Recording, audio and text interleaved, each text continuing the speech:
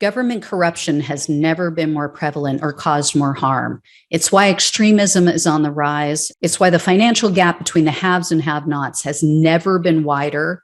And it's why our planet is at risk of an extinction level tragedy. That's why I need your help to keep exposing the truth about the rot on both sides of the aisle. Become a supporter or a friend of the show today by clicking on the coffee link in the description box below. Friends of the show join me on a Zoom hangout once a month, and you guys can ask me any questions you want, and I can get to know you better.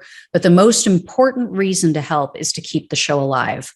Together, we can and will save our country and our planet. Thanks in advance and enjoy the show. Everyone, welcome to the show. I have an update to share about one of Trump's Capitol insurrectionists. It's time for an episode of Where Are They Now? Matthew Bledsoe was arrested. Patrick Montgomery was in court. Jonathan Manapa will stay in federal custody. No, I don't take responsibility at all. So 37-year-old Montana resident and Marine veteran Andrew Cavanaugh posted on Facebook on January 3rd asking, quote, anyone going to Washington, D.C. on January 6th? Does anyone want to go? I am heavily considering buying a plane ticket right now. Later that day, he commented on his own post saying, quote, it's official. I will be leaving tomorrow morning. On January 6th, Cavanaugh was seen on video inside the Capitol. He was wearing a baseball cap with the name of his business, Tactical Citizen, which offered, quote, immersive training to citizens in firearms, defensive tactics, and other emergencies and exigent circumstances. So many of them made it really easy for the FBI to find them. And Cavanaugh was heard on video agreeing with another member of Trump's mob who yelled, quote, where are the fucking traitors at? Drag them out by their fucking hair. Cavanaugh also live streamed videos to Facebook from inside the Capitol. The videos were later deleted, but I'm not sure if that was his doing or if Facebook actually removed them. So Cavanaugh was arrested on March 16th of last year. He was charged with entering a restricted building or grounds, 2 counts of disorderly conduct, and parading in a Capitol.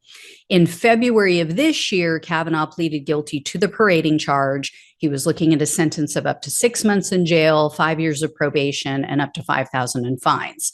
The prosecutors, however, requested a sentence of only 30 days in jail and 3 years of probation.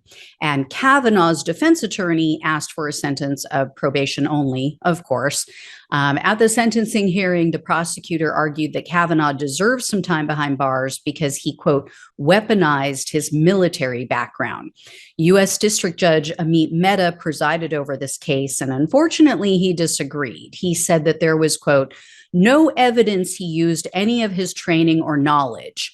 The prosecutor put up a fight, though, and they argued, quote, he knew what Capitol Police were facing that day. Judge Mehta still didn't agree, but he also shot down Cavanaugh's defense when they tried to claim that Cavanaugh got lost inside the Capitol building, and they said that's why he was inside for 30 minutes.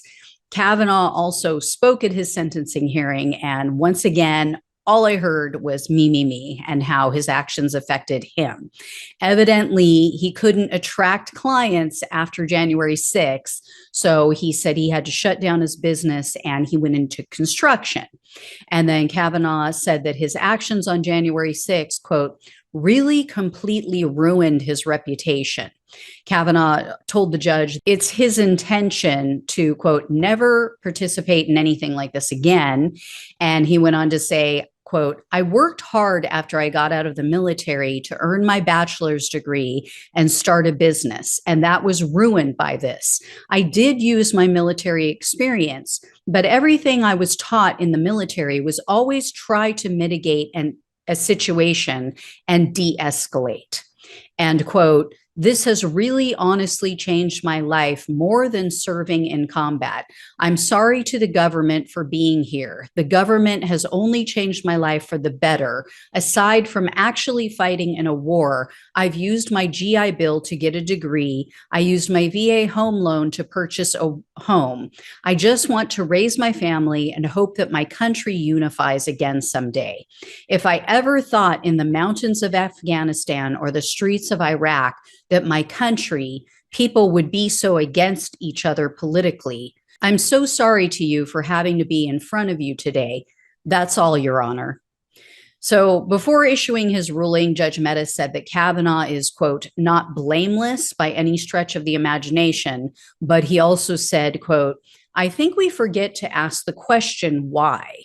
And then Mehta went on to say that so many hardworking people without a history of criminal activity or any kind of political activism were taken in by, quote, the power of propaganda, the power of lies over and over and over again, told by leaders who knew better.